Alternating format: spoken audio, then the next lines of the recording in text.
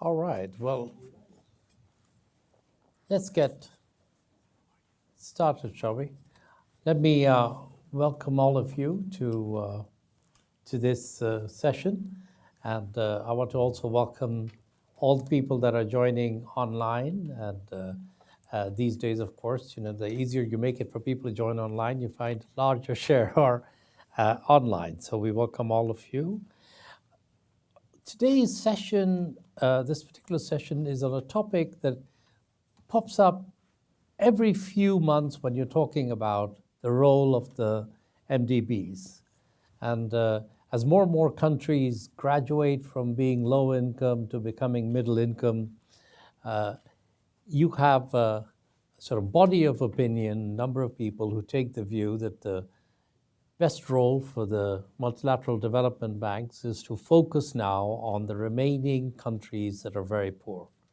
That's where their energy, their resources, their financing should be concentrated, because that's where the poor people are. And the theory is that in the middle income countries have access to alternative sources of both advice and financing, and for the MDBs to be involved in them in a way is sort of diverting a bit the limited resources that the world has put into development through the MDB system.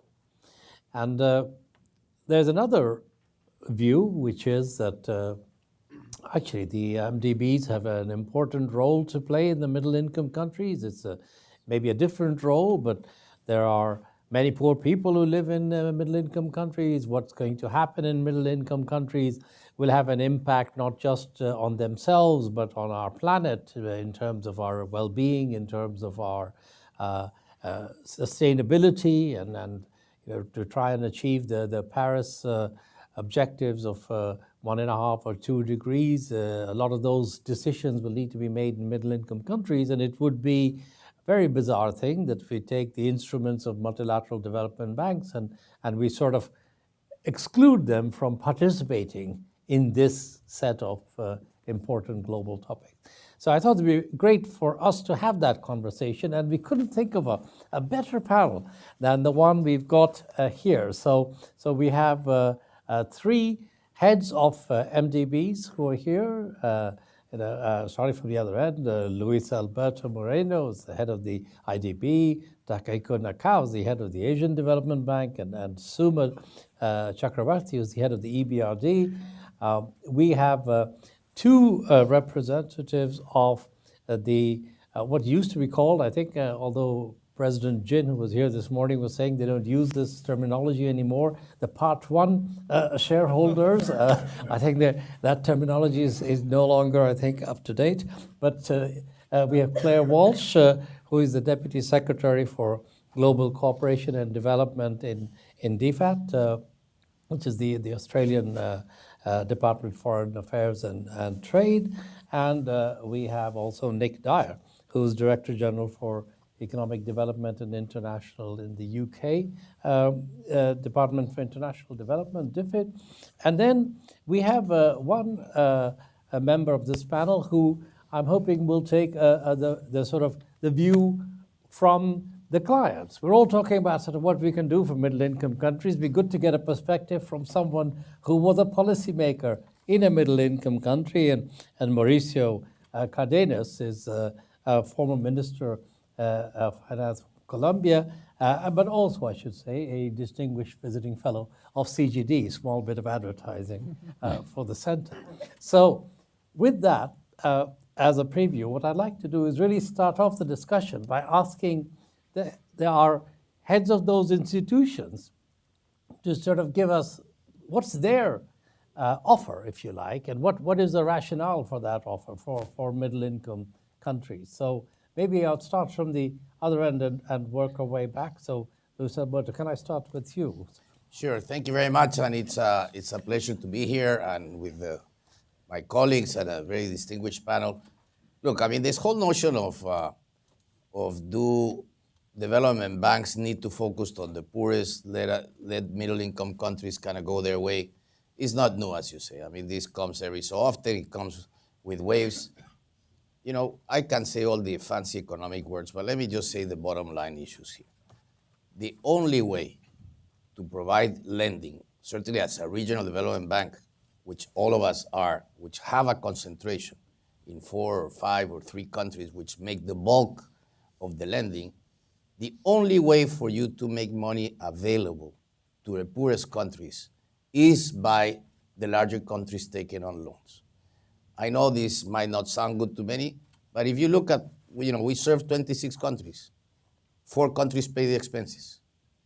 And those 4 countries that pay the expenses through the lending that they do through us essentially allows us to go and provide $200 million of grants a year to a country like Haiti, and equally provide support to the most vulnerable countries in Latin America.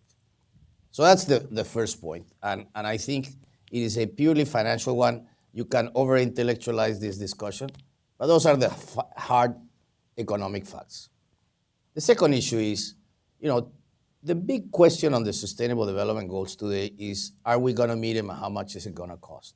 And the reality is that if we're going to get there, it is the middle-income countries who are going to get there the fastest. And it is middle-income countries who represent about 2/3 of the population and the people who are going to be benefit from the Sustainable Development Goals. And as a result, it is working with those countries that within them and across them, you have huge problems of poverty still.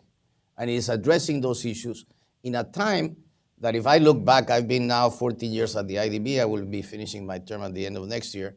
And when I look back at, we're now 60 years since we were founded, many of the issues under which we were founded still remain in terms of poverty eradication, in terms of, the access to public goods. We went from a time when it was all about income per capita, and then more a broader measure around what do you do in terms of a comprehensive way of measuring poverty to a multidimensional way. And I think now the bigger issue is how do you build opportunities, because it's not enough just to have that. And that requires some form of blended finance. But equally, we live in a world where there are new challenges. The climate change challenges weren't around, and they're huge. And for countries in the middle income countries where you could have an explosion of not only something that Nick Stern has written much about, is of huge investments in infrastructure. Doing that in a sustainable way, not only is it good for the countries, but it is going to necessarily require some form of blend. I look at our hemisphere, which is not unlike others, where you have huge problems and challenges of migration that did not exist in the past. Countries like Colombia and Ecuador today cost them close to 0.5% of GDP dealing with just the Venezuelan migration. But it's not just the Venezuelan migration. It's from Nicaragua to countries in the rest of Central America, or not to mention the so-called Northern Triangle countries. So these are all new issues. And then finally, the other positive aspect, which equally requires institutions like ours, is this notion that today more and more the financial markets have begun to see a huge pressure from their own constituencies. I'm talking us as pension funds users and others who want to see these institutions do more in the way of sustainable development goals. And the way to crowd in the private sector definitely is through a combination of guarantees and other things that only multilateral development banks can provide. So I'll perhaps stop there. Right. So three good reasons there. Nakao-san. Yeah, thank you very much. My ideas of the need to continue to support middle-income countries is similar to what Mr. Moreno just mentioned. And often we are asked why we are continuing to lend to China, for instance. But there are several reasons. And one is that we now face a lot of challenges like climate change or sustainable development goals. And there are a lot of externalities. So there is a reason to support even these countries, especially when there are weakness in the institutions. It's very important to encourage those upper middle-income countries to address these issues with externality like climate change. And China, for instance, government is so keen to work with us. It's not just about the money. We are lending to China about 12% of our commitment last year. But what they need is not the money per se, because they have a huge foreign exchange and savings. So what they want is to work with us by borrowing money, but together with expertise and knowledge, experiences, and to do something good for environment like Beijing air pollution or Yangtze River ecological development. So the government, the Ministry of Finance, is very enthusiastic to continue engage with us, and I think there is a merit. And it's not subsidizing China. We are charging the funding cost plus spread, and spread covers the budget of administrative cost, and also it will contribute to the income building up of our equity so that we can support other countries. So if they want to continue to borrow from us, unless countries won't really graduate from our support, like Korea, Taipei, China, Hong Kong, China, and Singapore, these countries already graduated. But there are many reasons for continuing support to countries like China or other middle-income countries. Even Kazakhstan, they are sometimes very high-income countries when the oil prices go up, but they are still fragile, vulnerable. So there is a reason to support it. Thank you. Sumo, you've got now a combination of different kinds of countries. I was wondering when you might bring that up. So yes, there was my misspent youth, focusing very much on low-income countries in DFID. No, I think it was a very good thing to do, to focus DFID enormously at the time. And now, of course, heading EBRD, which is very much focused on middle-income countries. So because I'm such a poor student, Masood, what does a poor student do in this situation? I question the assumptions in your question. So I actually think that we overdraw the boundary between low income and middle income. I think there is a more decent boundary to be drawn between fragile and conflict states and other developing and emerging markets. But I think if you look at middle income countries, as we call them, and you look at the agenda that we have there, I think quite a lot of commonality actually with poorer countries as well. So just to look at the sort of key objectives, key challenges. I mean, this SDGs we've now got are universal goals. Middle-income countries are as key as low-income countries to achieving those. We know nearly 3/4 of the world's population live in poverty in middle-income countries. So frankly, we're not going to achieve those goals or deal with poverty eradication unless we actually attend to those issues in middle-income countries. And what's been interesting for me actually working at EBRD for the last nearly 8 years is seeing some of the same challenges I saw in DFID when I was there reappear in richer countries. So whether it's weak resilience in the face of natural disasters, whether it's bottlenecks to greening economies, whether it's need for stronger public administration, one of the biggest surprises to me was that I think in many of the low-income countries in sub-Saharan Africa and South Asia that I used to work on in my DFID days, public administration I found was probably slightly stronger than in some of the post-communist countries that I ended up working in. And I hadn't expected that. But weak public capacity is a problem across low and middle-income countries, I think. And I think, you know, trying to get the business environment right, the investment climate right for jobs and innovation, that's also pretty common. But there are some differentiators, I think, which are interesting. I think, as my colleague said, I think middle-income countries are vital, frankly, for the delivery of global public goods and regional public goods, such as climate, particularly, climate-friendly regional infrastructure. I think the second area is they're even more important, probably, than others in terms of growth integration agenda as well. And the China case that Nakao-san brings out very clearly part of that, I think. And those are things that mean that, you know, we do have to think more deeply about what we would do in those countries to attend to those things which are of more global concern than just the middle-income countries themselves. I think the second point I'd make is, if we think of it in a continuum, then it's really the blend in the instrument that needs to shift. So in the more poorer countries, clearly the grant element was going to be higher than in the middle-income countries, that's for sure. But we do blended finance. We need blended finance in middle-income countries as well as in the poorest, but less grant-intensive, I would say. We need to move from more concessional to more innovative and commercial financing in middle-income countries. We need to do, and we do a lot of this in EBRD, move away from the central government to sub-sovereign municipals, governments, also private sector in particular, pushing much more private sector development as well. And I think we do a lot more policy engagement, advisory service type work with SMEs and so on in the middle income countries. But the third point I would make is that this can be quite addictive. It's very easy in MDB life to continue to find reasons for why we should just carry on in middle income countries. So one of the key things I think to always focus on when we have a project in front of the EBRD board is that word additionality. Could the market do this anyway? Does it really require the MDB to do it? I have Nick here, who was chief economist at the EBRD when we started these tests and so on. And it's still the biggest issue and the biggest arguments in the board are, around are you really needed?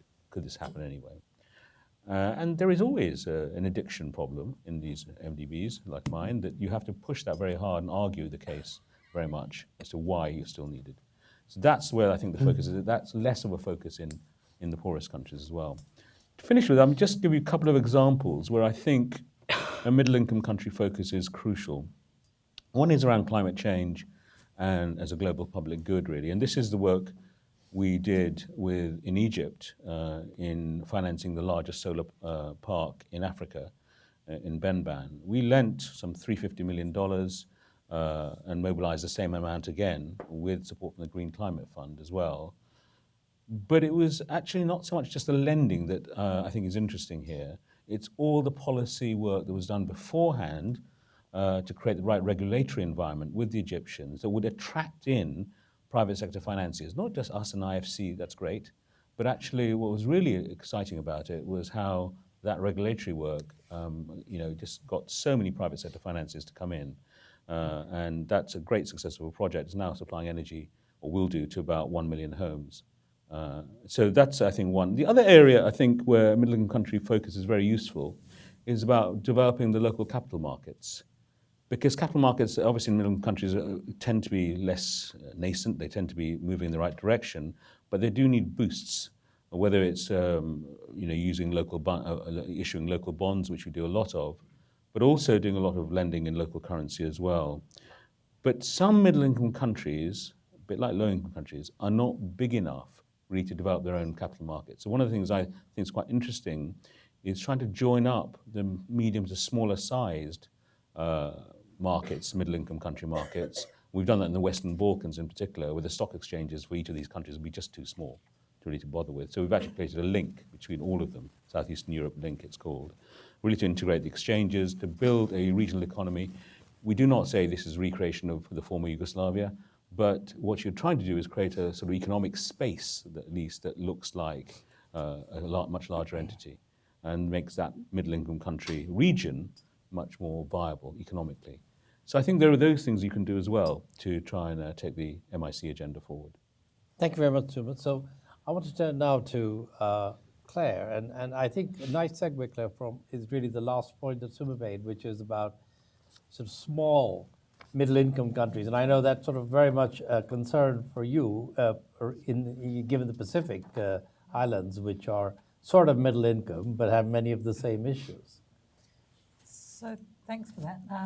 And yes, sort of is an interesting way of describing it, because the one thing that is frustrating, I guess, a little bit about the debate around whether or not we should be in middle-income countries is it assumes that it's a homogenous group of countries.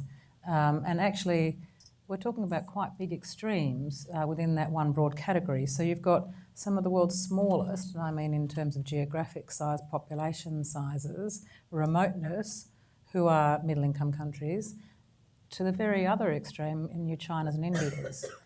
And so we need to think about this as it is, which is a very complex and very diverse set of countries and set of issues. And the pathways to even graduating beyond middle-income countries are so vastly different. So if you take a country like Samoa, which has a GNI per capita of $4,190 US, in a remote area in the Pacific, and then you think about Indonesia, which is massive, big economy, very potential for a big diverse economy, and they're at 3,840 GNI. So these are pretty complex situations, and in and of itself explains, I think, why the MDBs need to be engaged in these countries. The other thing that you're never ever going to hear an Australian say, or at least not one from government, saying that we shouldn't be in these countries, because our development assistance is absolutely concentrated in the Indo-Pacific, and with the exception of 2 or 3 countries, all of those countries are middle-income countries. But about 70% of the world's population resides in these middle-income countries. So if we're really serious about leaving no one behind, we can't not be engaging in a very productive way, and the MDBs have an important role there. If you were to withdraw concessional lending or the other sorts of assistance that banks provide, what's the counterfactual? One, you'd say, well, the private sector will rush in and replace that because it's all, commercially viable and there's a reason there, and so all we're doing is crowding out and out, crowding in, so out we get. But we know that's not the case. We know there's reasons why, good reasons, why the private sector is finding it more difficult in many of these economies to engage the level that you would want to over time. And the other thing is, how do you attract foreign direct investment? So the sorts of things that actually you were talking about, Suma, about where are the risks in economies, what's the role for external assistance, I think that's what's changing. It's the offering that's changing, not the fact of having a presence there that's changing. And you're seeing that happening already anyway. Our own experience is that what we need to do in the Pacific, what we're asking the banks to do in the Pacific, in terms of the offering, in terms of the level of TA, in terms of the concessionality of lending, is very different to many of the countries in Asia, and that is fine. We just need our banks to be able to pivot and be able to do that. The sorts of things that we're seeing countries needing, and they're talking to us about partnerships, the language of aid and the recipient and donors and that kind of stuff is and should be well behind us.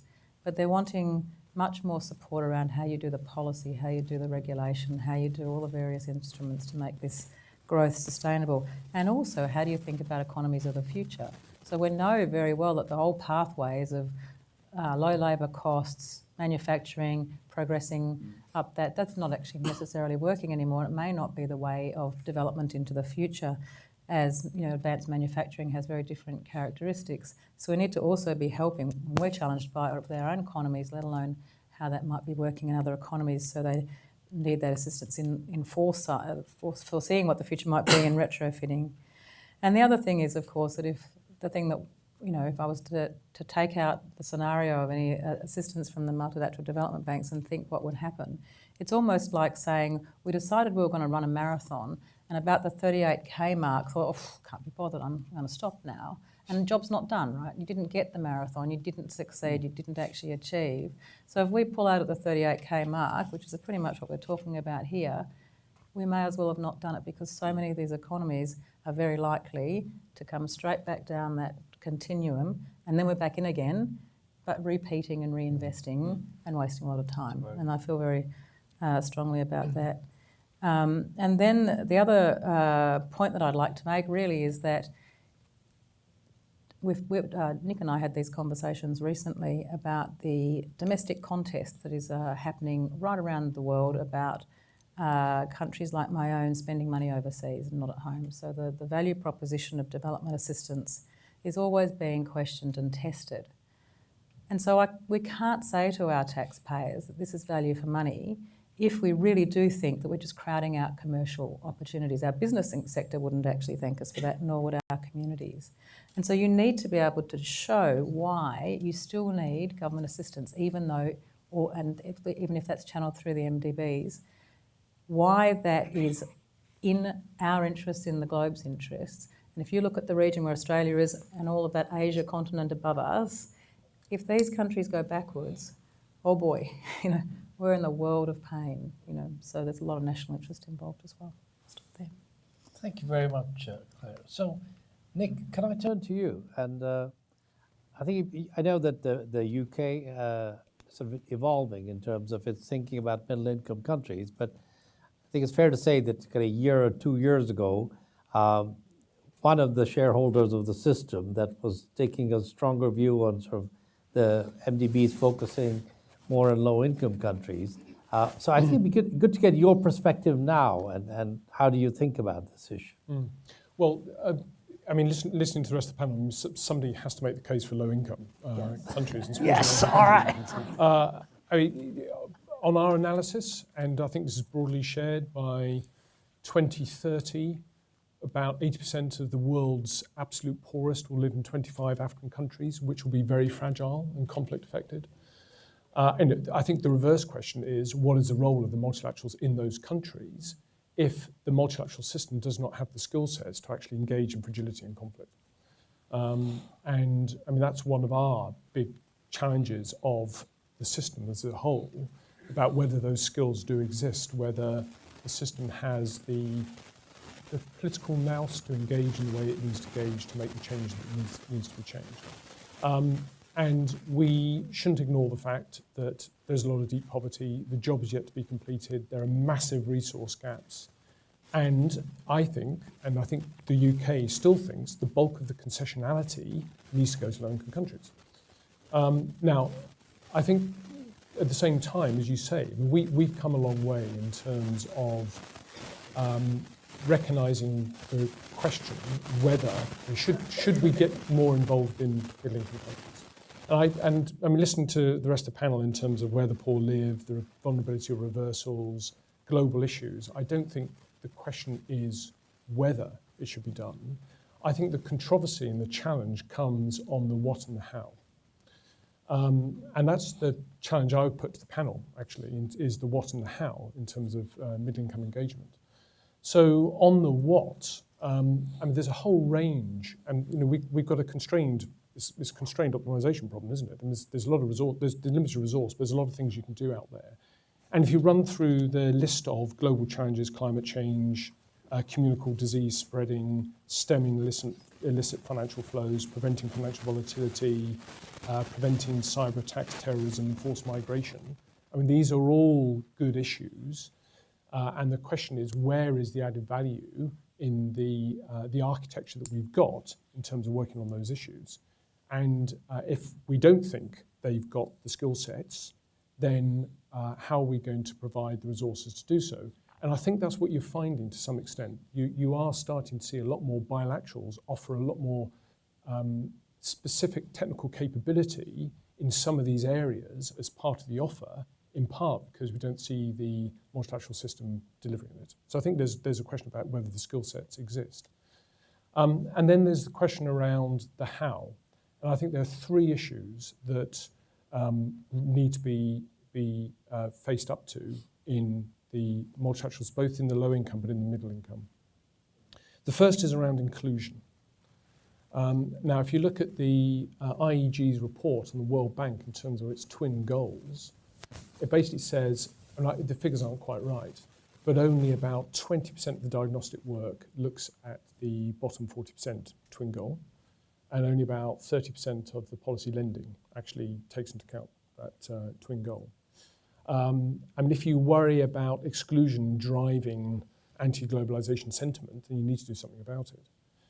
So to what extent are we collectively looking at the right metric in terms of who is benefiting from the support that's been provided in different countries? So I think that's the first. The second, I was really pleased to hear Suma talk about the importance of local capital markets.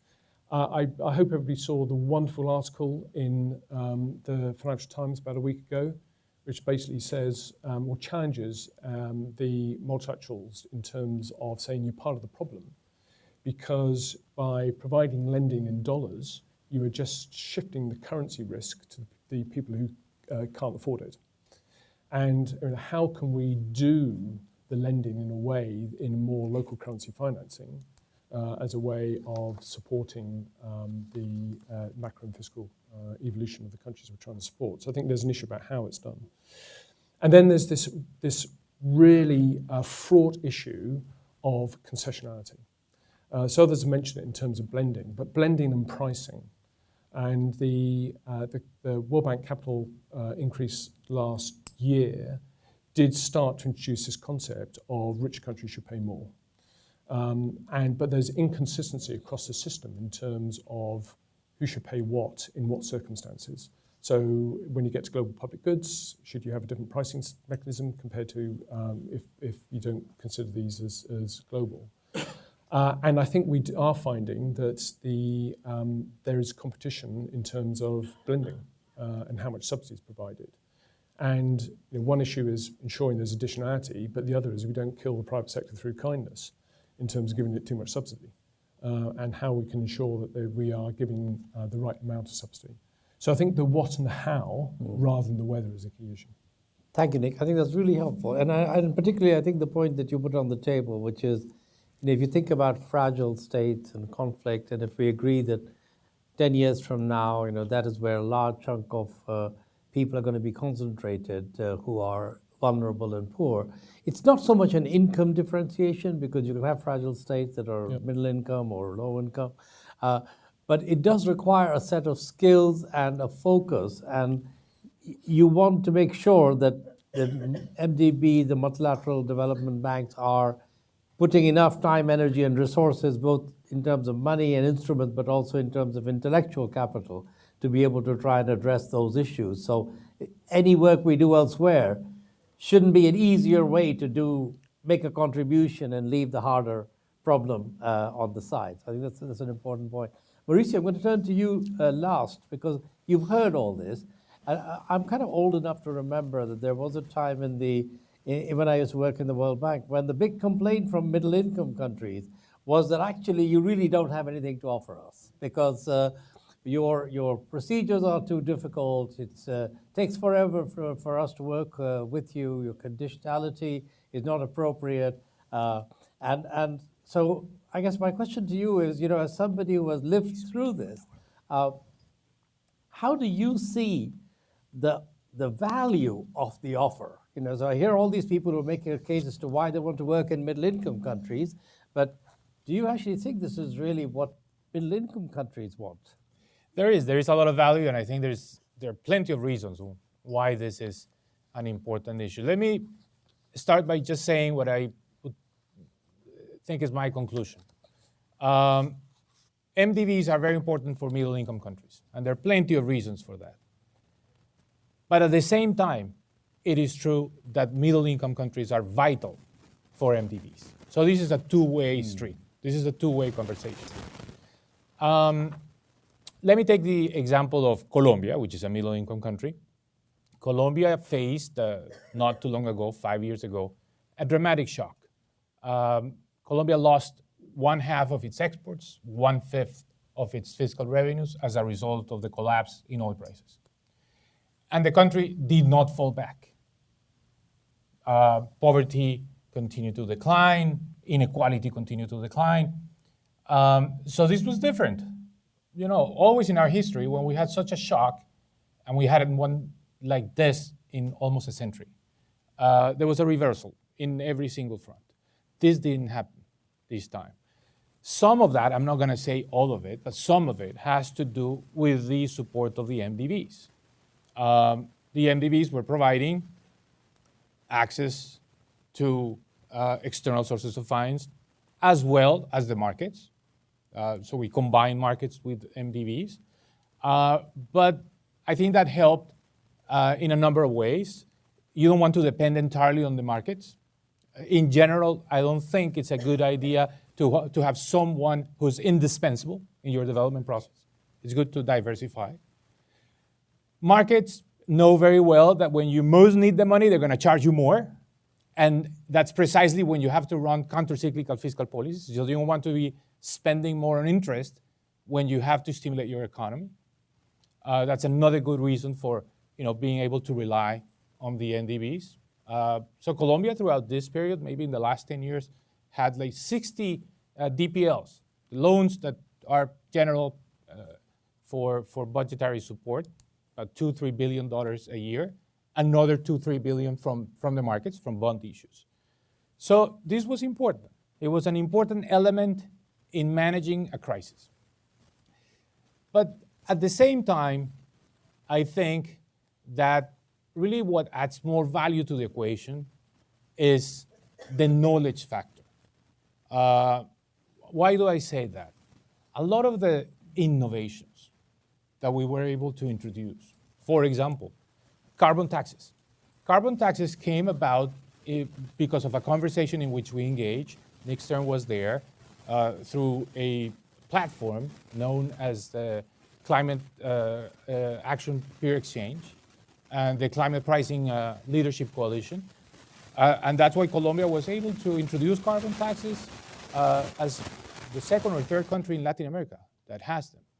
Or think, for example, of innovations that took place more in the other direction, from the needs of a country like Colombia to the multilaterals. For example, we created an infrastructure bank, which was basically focused on long-term finance and solving some of the market failures associated with long-term financing for infrastructure. IFC became a shareholder. CAF, which is a regional development bank in Latin America, also became a shareholder.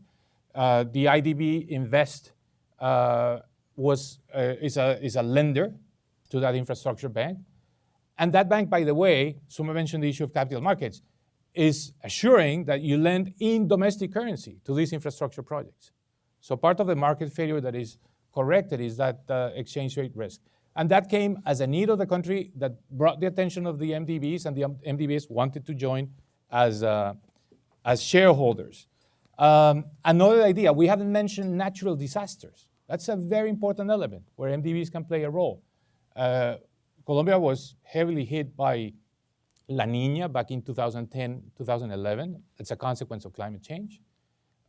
We were one of the first countries, maybe the second country in the World Bank to access a credit line for disaster management.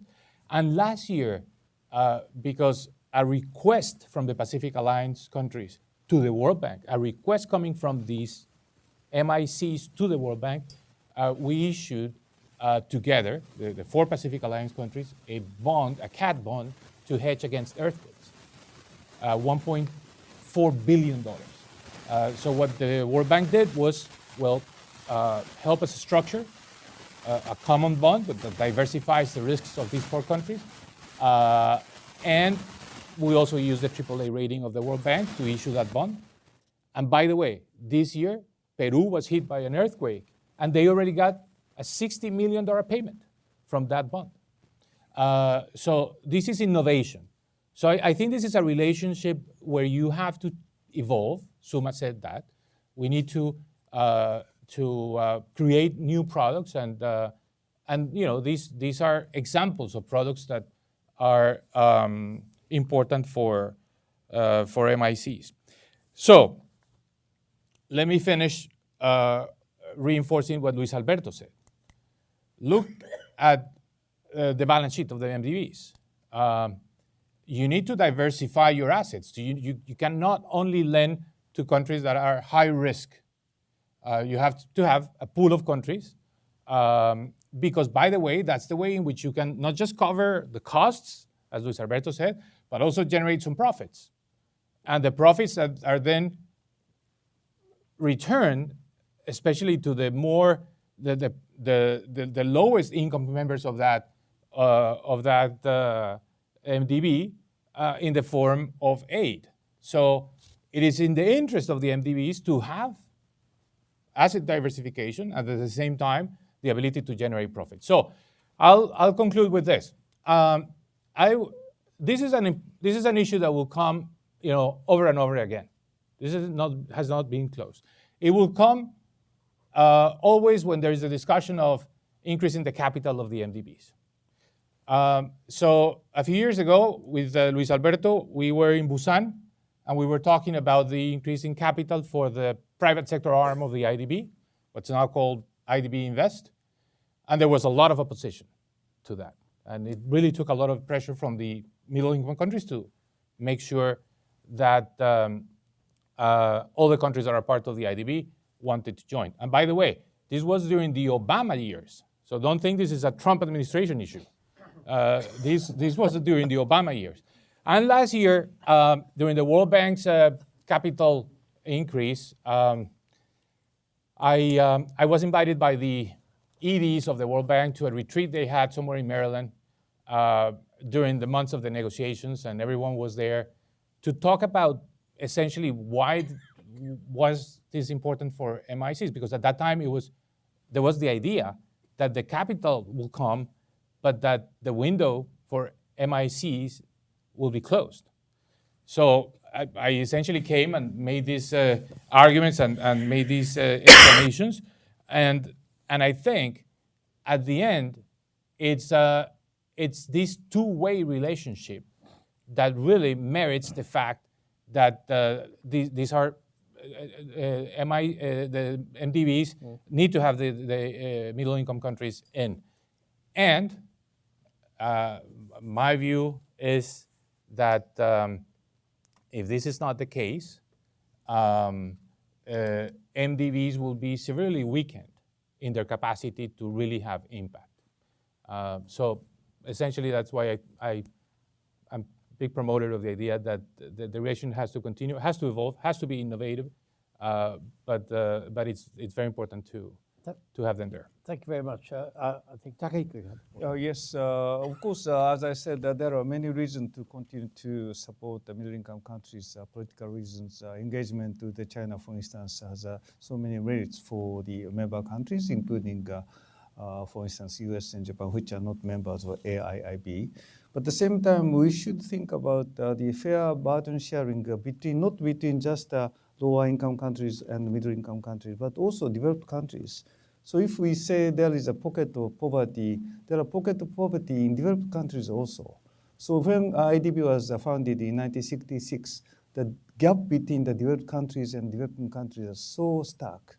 And the fiscal conditions was strong in those countries. I mean, developed countries, they were young in population, they were growing fast. But today, if we look at the populations, they are aging, and there are so many social issues in developed countries. So if we take it granted that the developed countries continue to support developed countries, whether they are middle-income countries or lower-income countries, it wouldn't be supported by taxpayers of the countries. So maybe middle-income countries should make efforts to mobilize domestic resources, use the private sector better, and also lower-income countries, including fragile states in Pacific, they become aid dependent if they don't make efforts. If they take it granted, countries will support adaptations of these countries because of climate changes, issues of global issues. It is true, so there is a reason to support them. But at the same time, we should be careful that not to let those countries become totally aid dependent. So this is not just how to have efficiency of our support, but it is a fairness of between countries. And we are now trying to increase pricing for China, for instance, because every level of country should make a certain contribution to the global system. There are many reasons to, once again, work as a community of the world, but it's not between developed and developing per se. So we should make efforts. And in that regard, one interesting thing I faced is we tried to start lending to Malaysia again, but Malaysia is so prudent because our lending is funding cost plus 50 basis points. So if they borrow from a local market in the local currency, it is almost the same with our funding cost. So if we charge 50 basis points over the funding cost, it is higher than they are borrowing in local market in domestic currency. So if they compare our dollar lending to local currency by using swap, the level is about the same. But by charging higher fee, it is more expensive. So my point, the second point is, unless MDBs have more knowledge, expertise to share the experiences and so on, value added, instead of thinking about reducing our lending to middle-income countries, they wouldn't borrow from us. And that is one of the challenges, especially in Asia, because Asia's are now developing faster. Yeah. Thank you. I want to come back and ask you all, why does this issue then keep coming up? You know, if we all seem to think it's a great idea, it's different, but it's valuable, why does it come up? Before I do that, though, I do want to get some comments. And I know, Nick, you have to leave soon, so that's why I wanted to ask if you had any point that you wanted to raise before you left. 2 points. Just, I think somebody's going to bring a microphone to you so that.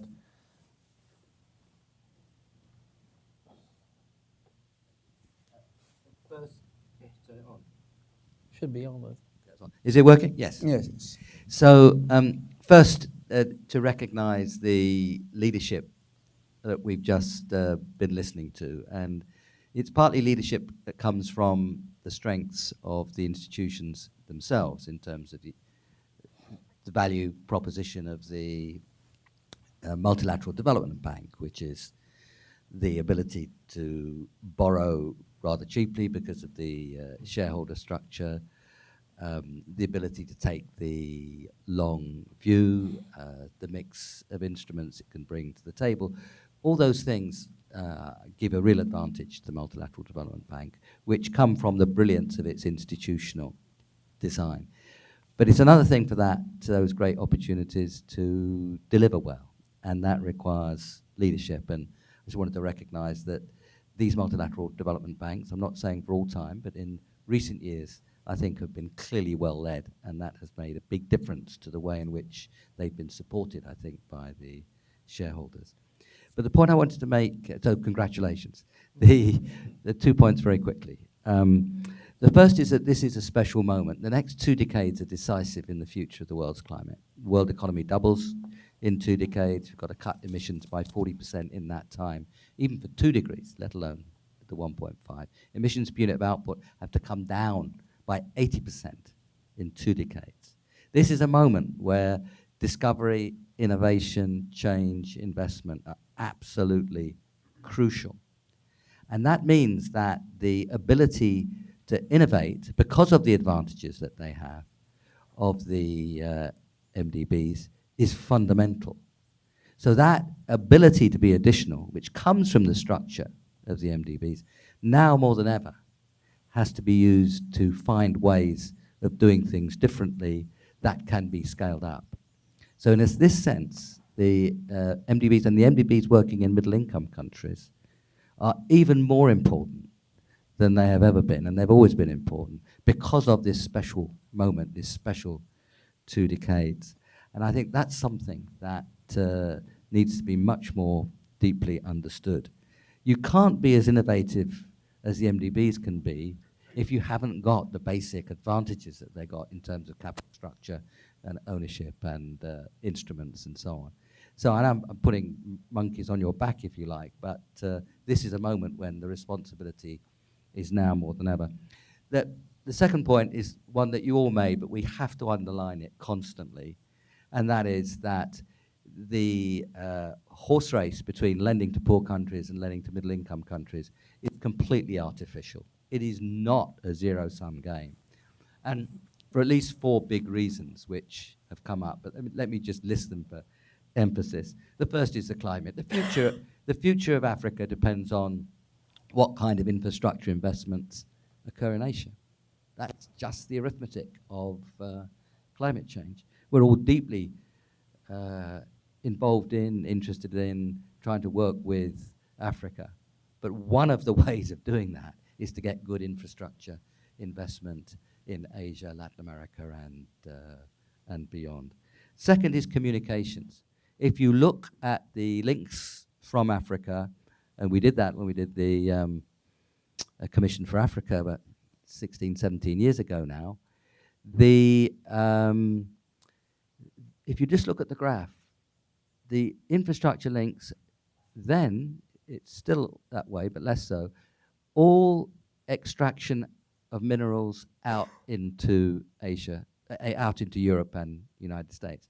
That's what the infrastructure looked like. Well, the modern world economy has to see trade going in very different ways. So investing in middle-income countries for connections is vitally important. The profits that you make on, that you've all underlined, that's fundamental. A third reason is the profits that you make on the repayments from the middle-income countries go to finance subsidies. That is a vital point. But last is one that came up a little bit, I would underline even more, is the innovation and discovery that you do from some of the things that you're doing in middle-income countries. Those things, including capital markets, carry over. Those are 4 really big reasons why it's not a zero-sum game. And we just have to keep on going, because constantly within the rich countries, it slides back into a completely artificial horse race. So we actually have to keep banging away on here are 4 big reasons why that's just wrong. Thank you very much, Nick. So I guess before I open it up, I do want to ask this question. Why?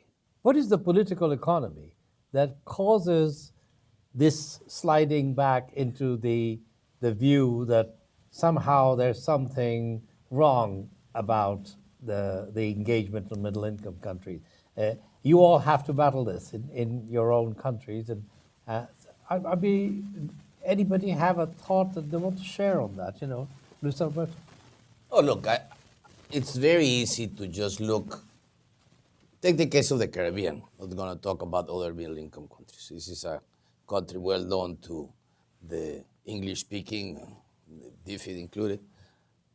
If you look at just income per capita, you would say you should graduate them. By the way, which the World Bank does. We don't, because we operate as a cooperative. And you go there and you see vulnerabilities of these countries are immense. Look at Bahamas.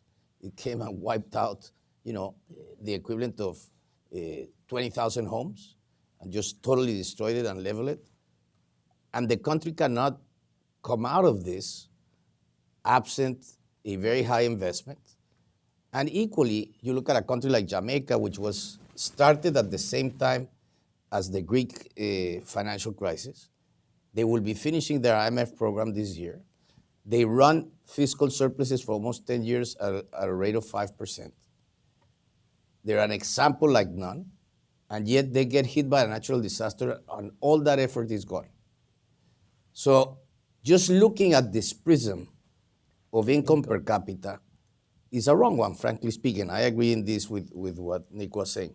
But I also agree on something that I think is very profound that Mauricio mentioned, is this notion that our institutions need middle-income countries and vice versa. Why?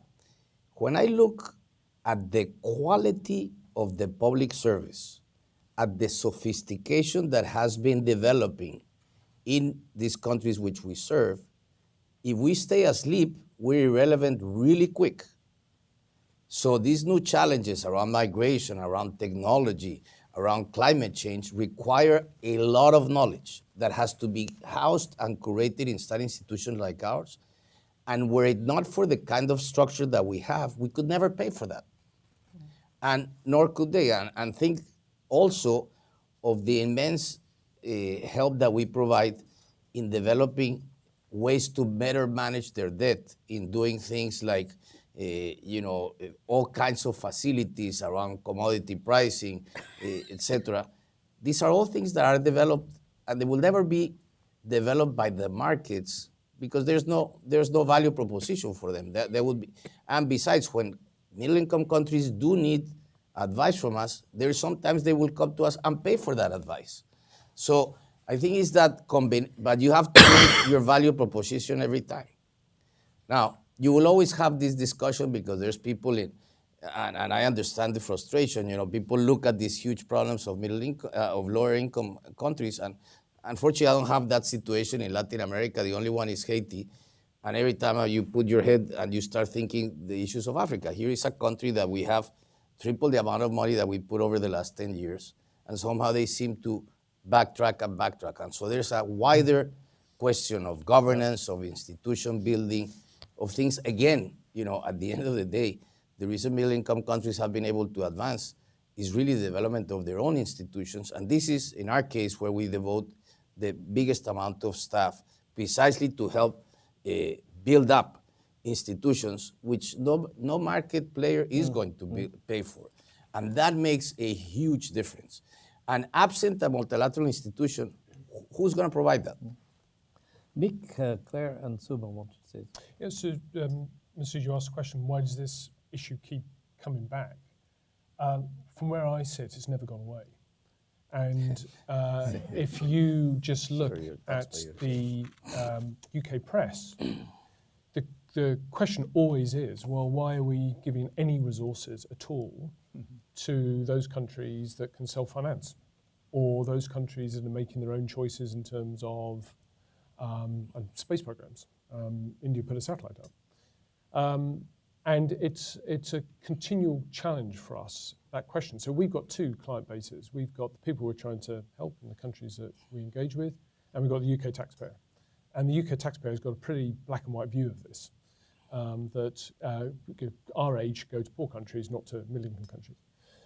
So this is why the narrative on why it matters to us to invest in global issues in richer countries is so important to get right. And that's why the global crisis financing facility was used in Jordan to support their refugees. And let's be clear, this is about hosting refugees closer to the source of the conflict. And if you don't do that, refugees will keep moving.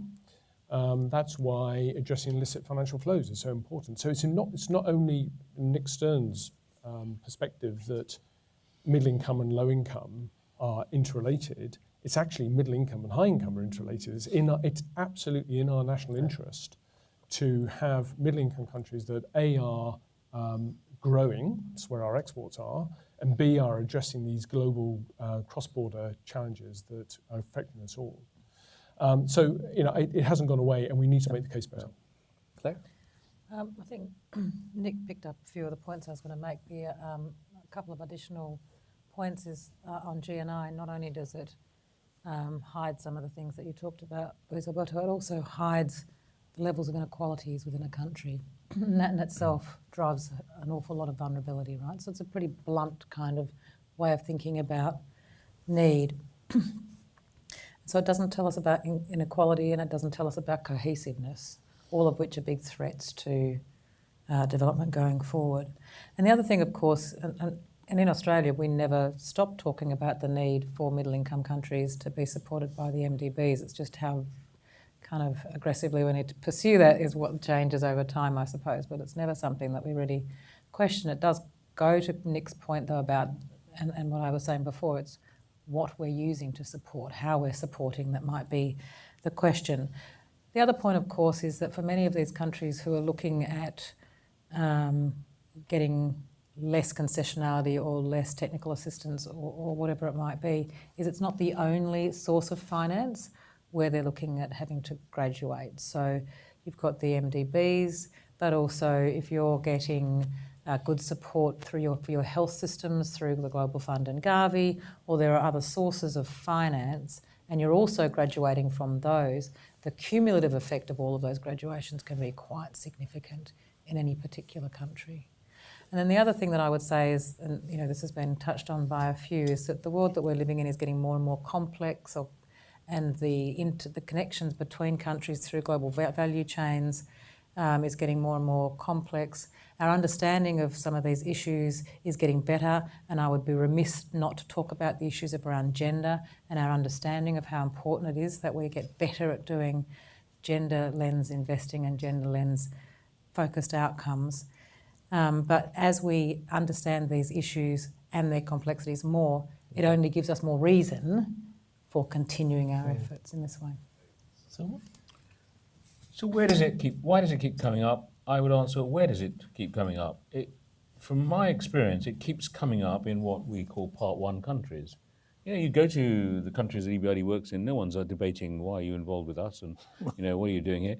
And it comes up particularly more in these Part 1 advanced countries in times of austerity in those countries. I mean, when I was Permanent Secretary at DFID, we were going through a golden period where not just DFID was getting a lot of money, a lot of domestic departments were getting a lot of money. You were there with me at the time, so was Nick.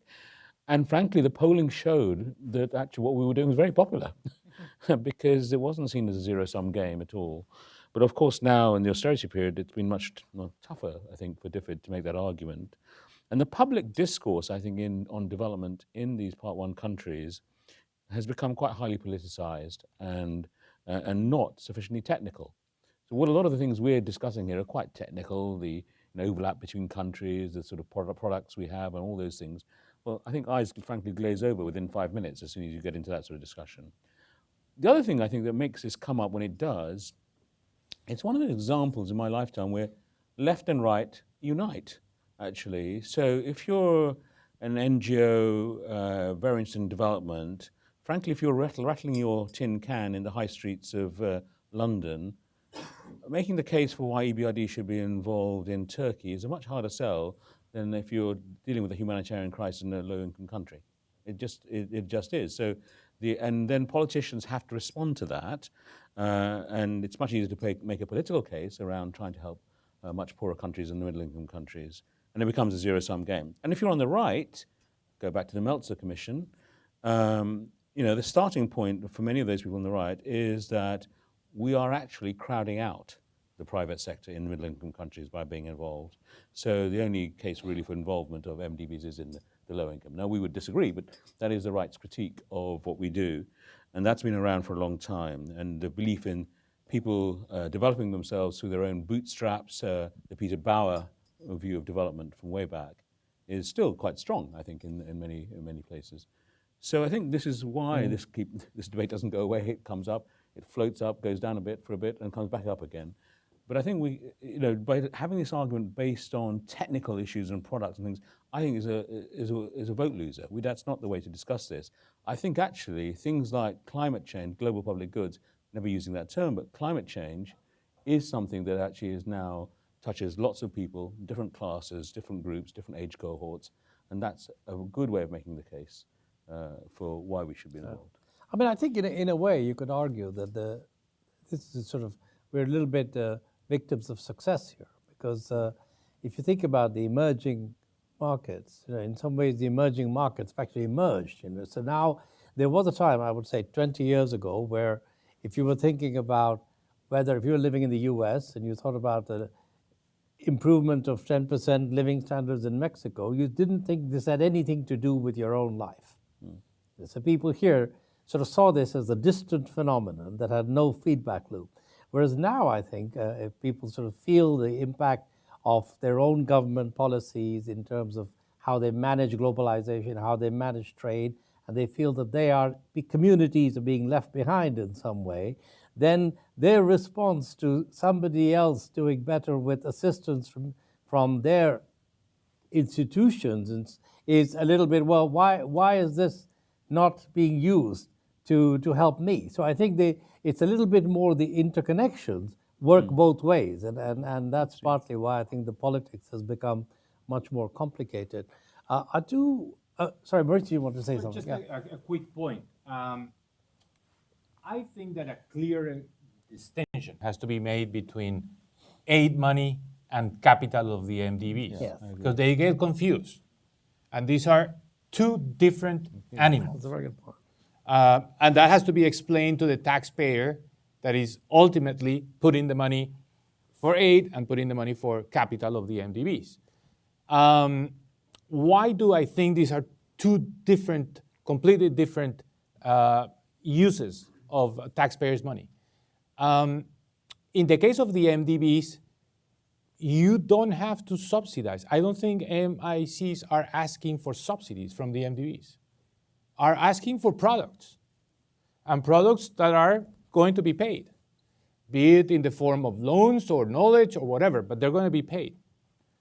And you can separate the conversation about aid money and say, well, this is what's going to go for the poorest countries in the form of subsidies.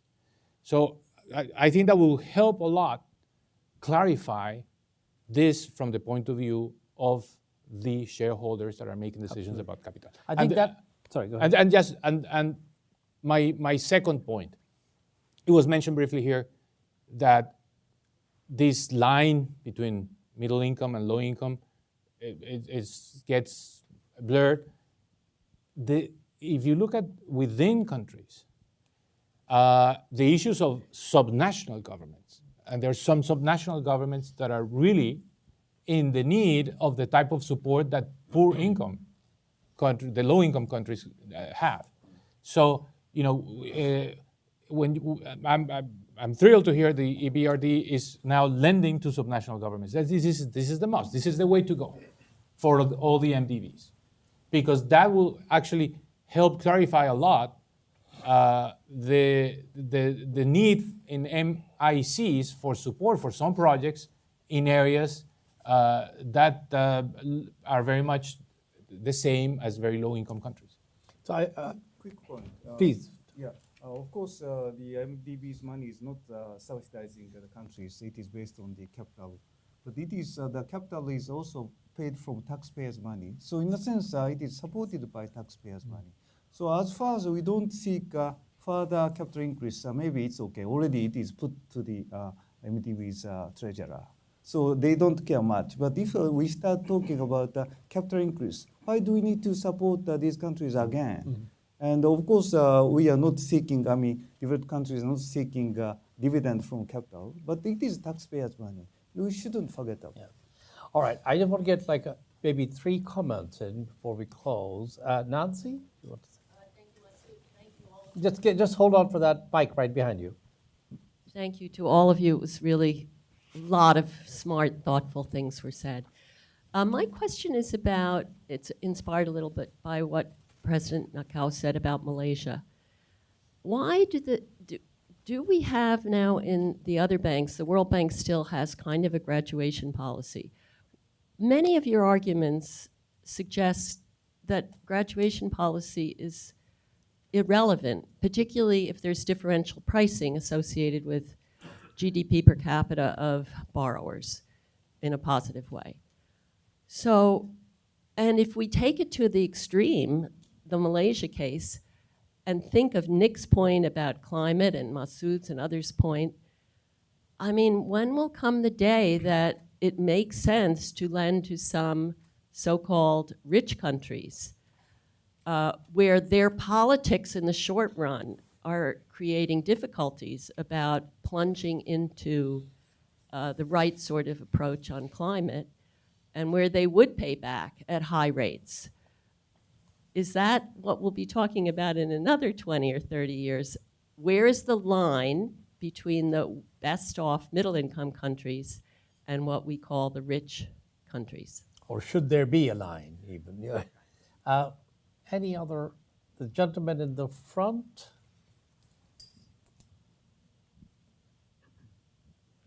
I'm Bob Hershey. I'm a consultant. What can be done to do more of this stuff online so everybody sees what's happening and there's transparency for the meetings and the criteria and what is being done with the money?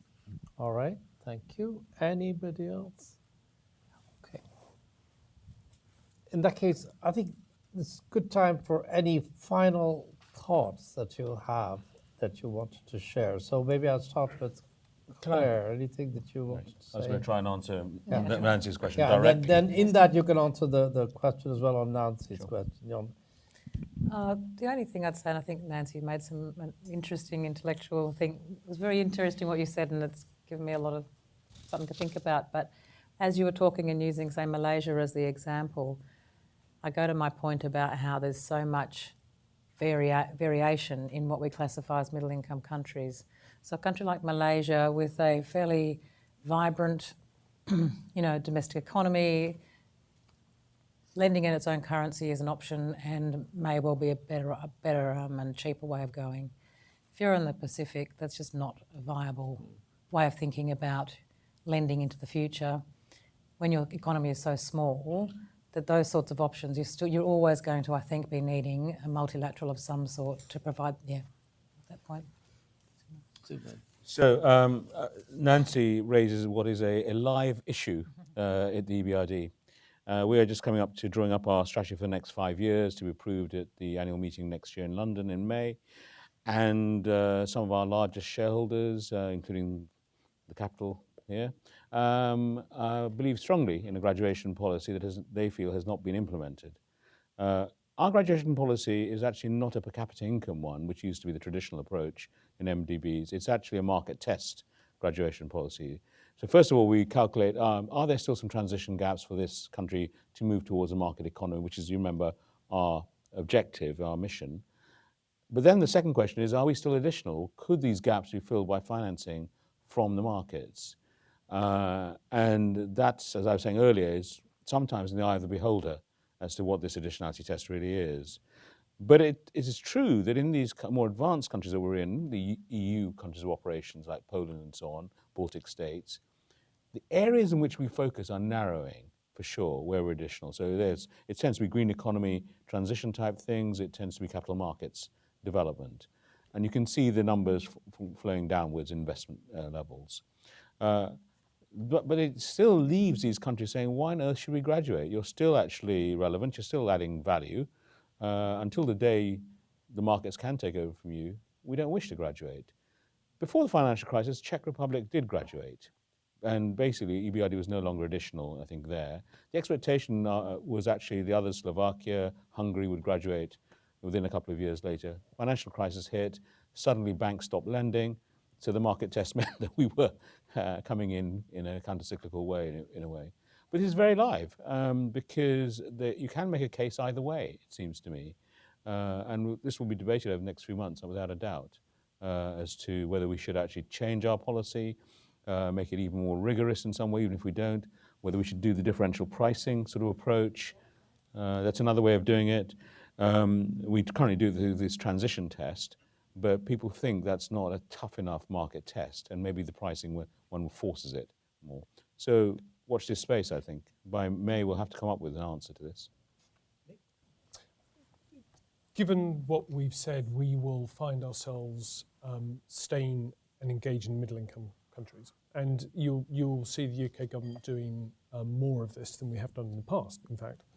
But I think the issue is all about terms, actually. It's all about terms, the pricing that we adopt. And the nature of the engagement. I mean, whether it is in form of financing, or whether it's in form of technical assistance, or whether it's in form of development financing, equity versus a loan, etc. So I think those become the issues, and we've got to get the narrative right, because the continued support, particularly in the context that we are in the UK at the moment, continued support for this agenda requires us to get the narrative right. Mauricio.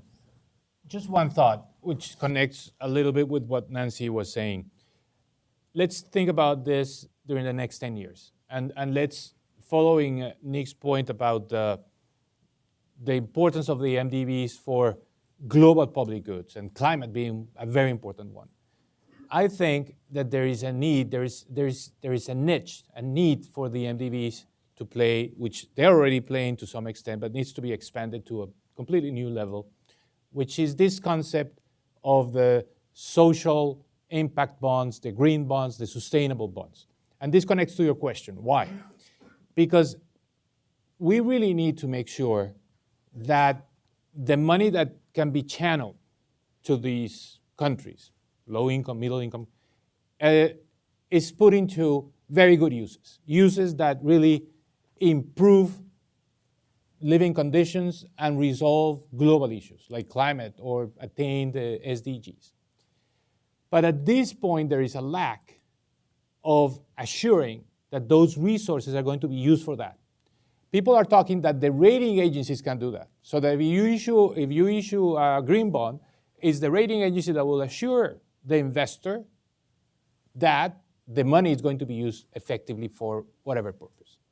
But I think MDBs have the credibility, have the technical capacity to be big players in this process. Yeah. And this is a way in which we can solve issues of financing, use differentiated pricing, because it's the market that's going to say, well, if you're going to do this, if you're going to do a project that does have a lot of social impact, I'm going to charge a lower rate, which is not happening today, by the way. It's very important to know that the social impact bonds, the green bonds, the sustainable bonds, basically charge more or less the same that a regular bond.